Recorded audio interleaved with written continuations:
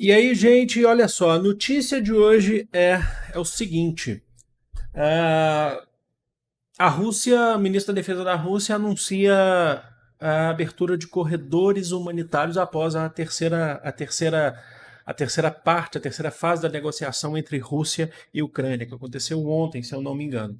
Então foram abertos aí corredores humanitários. Só para entender o que são corredores humanitários, são áreas, zonas desmilitarizadas que servem para a passagem de pessoas, principalmente de refugiados, pessoas que estão fugindo da guerra. Então são áreas onde não existe bombardeio, certo? E elas são temporárias. O governo russo anunciou que seria até hoje, às 9 horas na Rússia, hoje, se eu não me engano, 17 horas. Deixa eu confirmar para vocês, 16 horas, horário de Brasília, essa a área, o período de desmilitarização desses corredores, que serão. E a única questão que é importante de se destacar sobre corredores humanitários é que é preciso ser acordado.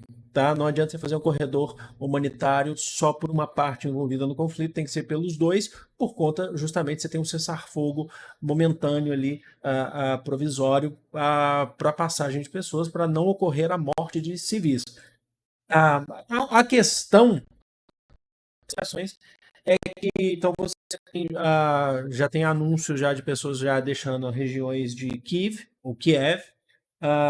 Chernigov, Sumy, Kharkiv e Mariupol, que são as regiões que estão tendo maior bombardeio, inclusive regiões próximas ali de Kiev, que estão se retirando. A questão, o que mais se discute, que tem se discutido nesses dias, é que os corredores humanitários que estão propostos pela Rússia, que a Rússia aceita, são corredores humanitários que levam a população ucraniana dessas cidades, principalmente para cidades em Belarus ou na Rússia. A Rússia, que está em conflito direto com a Ucrânia, e Belarus, que é um braço aliado da Rússia. Então, assim, essa é a questão, é uma questão do jogo de xadrez que eu falo para vocês. Sempre tem esse jogo de xadrez, que é a Rússia aceita fazer os corredores humanitários, só que levando para territórios aliados ou para o seu próprio território. Então, esse é um ponto. Bom,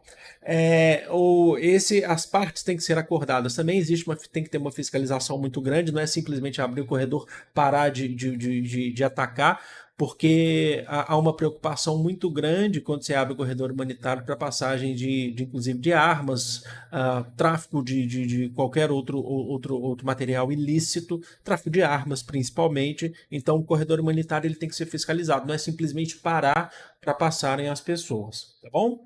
Então, esse é um ponto importante. Outro dado aqui que eu queria trazer para vocês é que o site da ONU atualizou, tá? Atualizou o número de refugiados nesse período. Até esses dias a gente está falando de 1,7 milhões. Chegaram aí a 2 milhões de refugiados ah, nesse período. Hoje, né? Hoje você já conta então com 2 milhões de refugiados da Ucrânia para outras regiões. Polônia, entre outras regiões, até regiões que não estão com corredores humanitários, tá? Isso que é importante se destacar. Então, esse é outro ponto. Você tem alguns relatos de abuso. Quando a gente fala de abusos, é que tem regiões que você tem alguns relatos nos corredores humanitários que existiram sim, alguns bombardeios, que não foi respeitado o cessar-fogo momentâneo.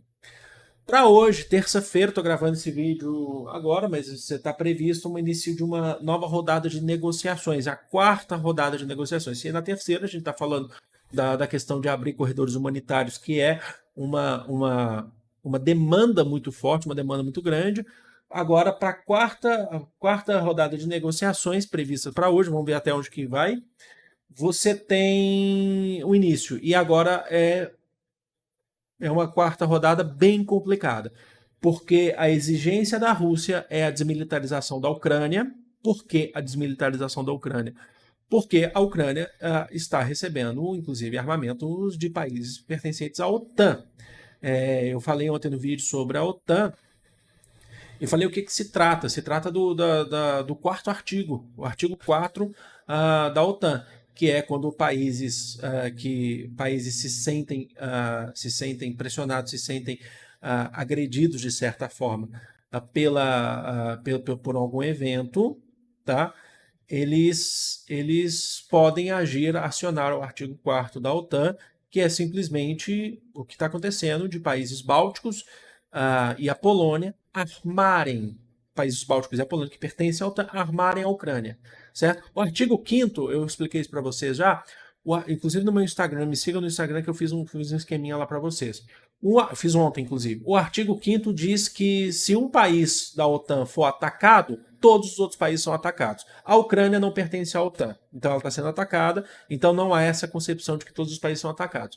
Mas o 4º artigo diz que se você está próximo de algum outro país, se é um país membro da OTAN, e está perto de algum outro país que não é membro, mas você se sente em risco, como é o caso da Polônia, que pertence à OTAN e é do lado da Ucrânia e está recebendo refugiados, ela aciona o artigo 4º, que é, ela não vai atacar a Rússia, mas a OTAN passa a ceder armamento bélico para a Ucrânia para poder se defender contra a Rússia. Inclusive, a Ucrânia hoje alertou que, se não me engano, já matou 12 mil oficiais russos. O governo ucraniano anunciou hoje, o ministro da Defesa da Ucrânia. Tá? Os dados a gente não pode confirmar porque são dados que vêm de lá, são dados que são feitos pelos países e você ainda não tem um registro oficial sobre dados de mortes, tá? Os de refugiados você tem, que é registro pela ONU, aí você tem uma contagem. Então, a Rússia exige a desmilitarização da Ucrânia, por conta, principalmente em relação à OTAN, como eu falei para vocês, e a Ucrânia exige um cessar-fogo imediato. Cessar-fogo acabou, parou de atacar. Então, cenas dos próximos capítulos, se vocês quiserem, eu trago para vocês, porque agora é de fato um jogo estratégico pesadíssimo aí, tá bom? Beijo.